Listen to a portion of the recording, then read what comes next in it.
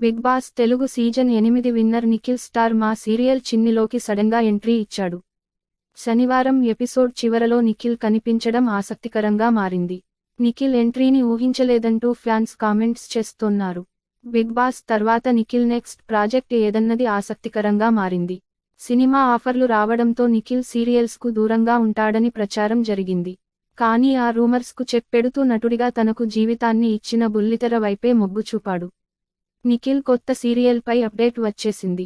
Star మాలో telecast అవుతోన్న చిన్ని సీరియల్లోకి నిఖిల్ సడన్గా ఇచ్చాడు. చిన్ని సీరియల్ శనివారం ఎపిసోడ్ జియో హాట్స్టార్లో స్ట్రీమింగ్ అవుతోంది. ఈ ఎపిసోడ్ చివరలో నిఖిల్ కనిపించడం ఆసక్తికరంగా మారింది.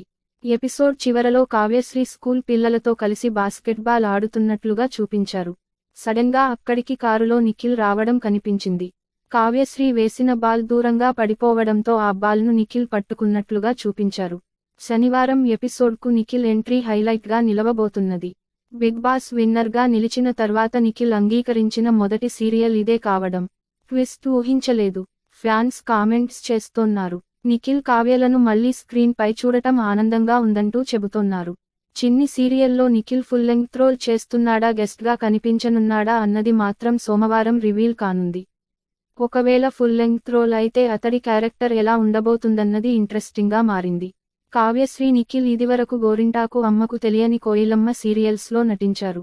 ఈ సీరియల్స్తో వీరిద్దరి జోడీ ఫేమస్ అయ్యింది. నిఖిల్ కావ్య ప్రేమలో ఉన్నట్లు ప్రచారం జరిగింది.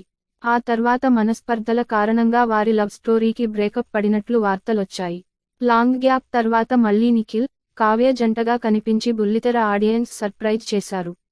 ముగిసిన బిగ్ బాస్ తెలుగు సీజన్ 8 విన్నర్గా నిలిచాడు నిఖిల్.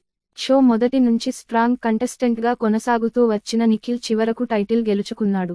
నిఖిల్కు గట్టి పోటీ ఇచ్చిన గౌతమ్ కృష్ణ రన్నరప్గా నిలిచాడు. బిగ్ బాస్ విన్నర్గా నిలిచిన నిఖిల్ 55 లక్షలకు పైగా ప్రైజ్ మనీని దక్కించుకున్నది.